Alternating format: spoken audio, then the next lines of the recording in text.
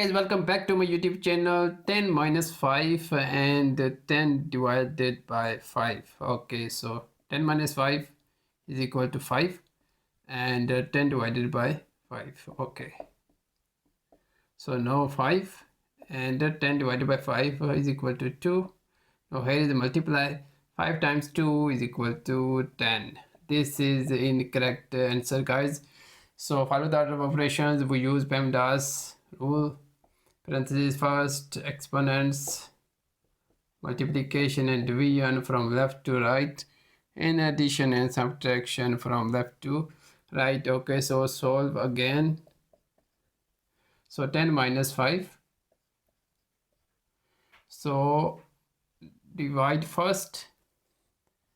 10 divided by 5 is equal to 2. Now here is multiply. So multiply first, right? So 10 minus 5 times 2. 5 times 2 is equal to 10. So 10 minus 10 is equal to 0. This is correct answer.